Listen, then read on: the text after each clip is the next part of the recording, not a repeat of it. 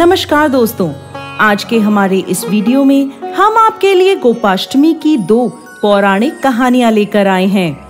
कार्तिक शुक्ल पक्ष की अष्टमी को गोपाष्टमी का त्योहार मनाया जाता है। इस दिन गाय को स्नान करा के उसके बछड़े के साथ विधि विधान से पूजा की जाती है और गाय की परिक्रमा होती है। गोपाष्टमी के दिन गाय के चरणों की धूल को अपने मस्तक पर लगाने से भगवान श्री कृष्ण प्रसन्न होते हैं तथा अखंड सौभाग्य का वरदान देते हैं।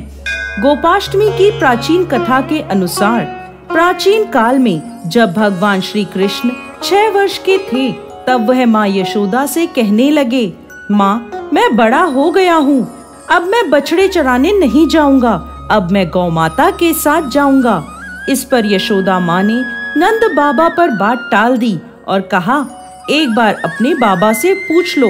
इस पर भगवान श्री कृष्ण नंद बाबा से जाकर कहने लगे, बाबा बाबा, अब मैं बछड़े नहीं बल्कि गाय चराने जाऊंगा।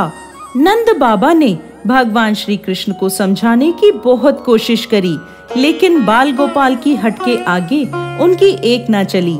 फिर नंद बाबा ने श्री कृष्ण से कहा, ठीक है, पहले तुम जाकर पंडित जी को बुला कर लाओ ताकि उनसे गौ आचरण का शुभ मुहूर्त पता लग सके। भगवान श्री कृष्ण दौड़े दौड़े पंडित जी के पास गए और एक ही सांस में बोले, पंडित जी, आपको नंद बाबा ने गौ आचरण का मुहूर्त देखने के लिए बुलाया है। आप आज का ही शुभ मुहूर्त बता देना। अगर आपने मेरे कहे अनुसार करा तो मैं आपको खूब माखन मिश्री ला कर दूंगा। पंडित जी भगवान श्री कृष्ण की बात सुनकर मुस्कुरा दिए और नंद बाबा के पास गए और पंचांग देखकर गणना करने लगे। नंद बाबा पूछते हैं, पंडित जी, क्या बात है, बार बार क्या गिनती कर रहे हैं? पंडित जी बोले, क्या बताऊं नंद जी, केवल आज का ही मुहूर्त निकल रहा है, इसके बाद तो पूरे 1 वर्ष तक कोई मुहूर्त नहीं है। पंडित जी की बात सुनकर नंद बाबा ने श्री कृष्ण को गौचरण की स्वीकृति दे दी। भगवान जिस समय भी कोई कार्य करते हैं वही शुभ मुहूर्त बन जाता है। उसी दिन से भगवान श्री कृष्ण ने गौचरण का कार्य आरंभ किया और वह शुभ तिथि कार्तिक मास के शुक्ल पक्ष की अष्टमी थी।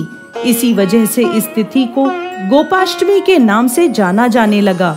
इस दिन कामधेनु गाय ने भगवान श्री कृष्ण का अभिषेक किया था और भगवान श्री कृष्ण गोविंद कहलाए थे। गोपाष्टमी की एक अन्य कथा के अनुसार जब भगवान श्री कृष्ण ने गोवर्धन पर्वत को अपनी कनिष्ठ उंगली पर धारण किया था, तब 7 दिनों तक इंद्र लगातार मूसलाधार वर्षा करते रहे और भगवान श्री कृष्ण ने गोवर्धन को अपनी उंगली पर उठाए रखा। यह अद्भुत चमत्कार देखकर इंद्रदेव असमंजस में पड़ गए। तब ब्रह्मा जी ने इंद्रदेव को बताया कि श्री कृष्ण और कोई नहीं, भगवान विष्णु का ही अवतार हैं। यह सत्य जानकर गोपाष्टमी के दिन इंद्र ने अपनी पराजय स्वीकार करी और उनका अहंकार टूट गया। वो भगवान श्री कृष्ण की शरण में आ गए, जिसके बाद श्री कृष्ण भगवान ने कार्तिक शुक्ल अष्टमी के दिन गोवर्धन पर्वत को वापस धरती पर रखा था। इसी दिन से गोपाष्टमी का उत्सव मनाया जाने लगा। जय श्री कृष्ण भगवान।